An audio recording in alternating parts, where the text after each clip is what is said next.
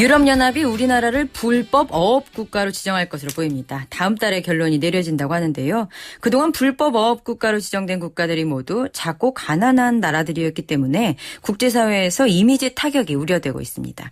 어떤 상황인지 여러 차례 이 문제 제기를 했던 그린피스 한국사무소 박지연 해양 캠페이너 연결합니다. 안녕하십니까?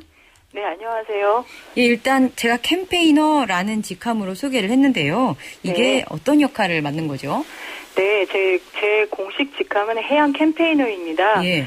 제가 하고 있는 일은 해양 환경 문제들을 개선하기 위한 그 해양 캠페인을 기획하고 조직하고 실행합니다. 아하. 그래서 해양 문제에 대한 연구와 분석, 또 관련 단체나 정보 기관 관계자들을 포함한 다양한 이해관계자들과 적극적으로 소통하면서 이렇게 이런 문제들을 해결하려고 노력하고 있고요. 네. 최근에는 해양수산자원 고갈 위기와 관련해서 불법 어업 문제를 집중적으로 다루고 있습니다. 아, 집중적으로 다루신다니 그 불법 어업국이라는 것이 정확히 어떤 의미인지 궁금합니다. 네, 사실 불법 어업이라고 하는 것은 영어로 IUU의 약자입니다. 네. 그러니까 illegal, unreported, unregulated. 그래서 불법, 비보고, 비규제 어업을 통칭하는 건데요. 이거는 그러니까 국내외에서 규정하고 있는 그 어업에 대한 합법적인 규정들이 있습니다. 그 네. 규정들을 벗어난 그 불법 어업들을 통칭해서 말합니다. 그런데 우리나라가 말씀하신 그런 방식으로 제대로 된 불법적인 어업을 많이 하고 있다는 거 아니에요? EU가 그런 식으로 지금 지정을 할 것이라는 예정이. 네, 맞습니다.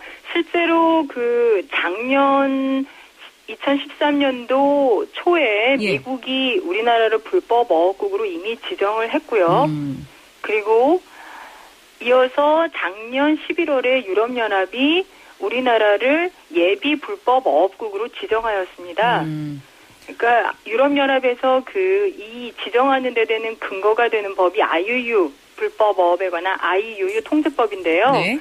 이 법에 따르면 일정한 기간 동안 이제 전 세계에서 각국의 그러니까 우리나라처럼 그 원양 어선들을 내보내는 기국들, 네. 그런 기국들의 어업 활동을 지속적으로 모니터링을 하면서 그 불법 어업이 심각한 수준이다. 네. 이 정도면 인류 전체의 그런 공동수산자원의 위기를 위협하고 있는 수준이다라고 하는 나라들을 일단 예비 불법 어업국으로 지정을 합니다. 그건 이미 지정이 된 거고요, 우리가. 예, 그렇죠. 그러니까 옐로우 카드를 받은 거고요. 네. 이어서 지금 제대로 된 개선 조치가 이루어지지 않는다라고 판단이 될 경우 이제 예비자가 떨어지고 실질적으로 불법 어업국으로 지정이 되는 겁니다. 아, 개선 조치가 없다. 그리고 그렇다면 쉽게 말해서 네. 그냥 바다에 나가서 수산물들을 그냥 마구잡이로 그냥 포획을 하고 그리고 바다에 오염물 같은 것도 버리고 이런 경우에 불법 어업에 해당된다고 보는 거죠?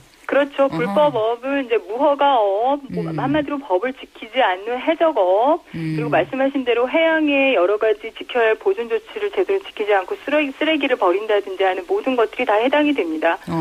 아니, 우리나라 국격 되게 좋아하잖아요. 많이 따지고. 왜 어업 분야에서는 그런 게 제대로 지켜지지도 않고 또 개선 조치가 없어서 불법 어업국으로 실제 지정되는 위기까지 처한 거죠?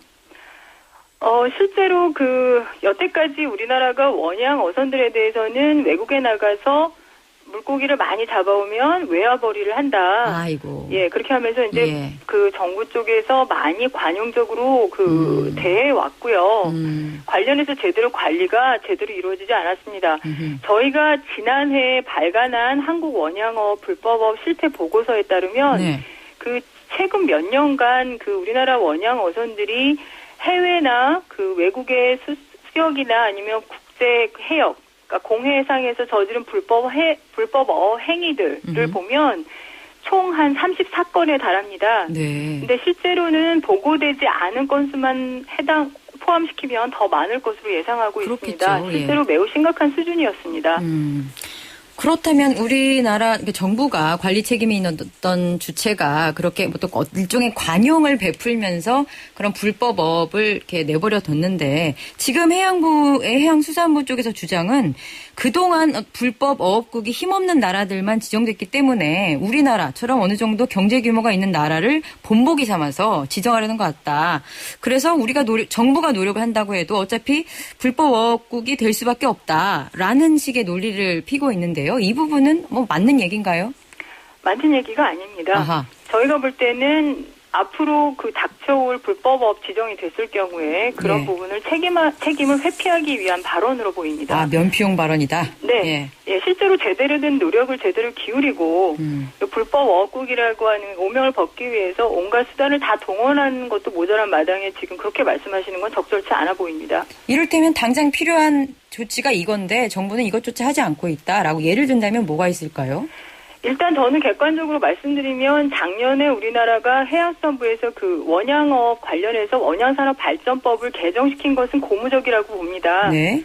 그런데 규제를 강화하는 내용인가 보죠. 예. 그러니까 그동안 불법업을 저질러도 150만 원 과태료가 전부였거든요. 아이고, 예. 근데 작년에 개정을 하면서 이제 그 불법으로 획득한 수산물의 시장 가치 한 3배에 해당하는 벌금을 매기겠다. 이렇게 처벌을 강화를 했는데요. 네. 근데 문제는 뭐냐면 단지 이렇게 처벌만 강화하고 그 원양산업 발전법만 개정했으면 우리는 다 했다라고 하는 그런 어떻게 보면 굉장히 협소한 근시안적인 태도가 있었습니다. 근데 사실 유럽연합이나 미국 측이나 국제사회에서 우리나라 요구하고 있는 것들은 이런 불법업에 대한 근절뿐만 아니라 이 불법업이 향후 어떻게 예방이 될 수 있을지 그러니까 그런 부분을 모두 포괄해서 정말 제대로 된 이행 의지를 보여주는지를 보고 싶어 했습니다. 그런 부분에서 좀 노력이 부족했습니다. 국제적 망신을 피하기 위해서 정부가 지금이라도 해야 할 일 당장 취해야 될 것 같습니다. 그린피스 서울사무소 박지현 해양 캠페이너였습니다. 감사합니다. 네, 감사합니다.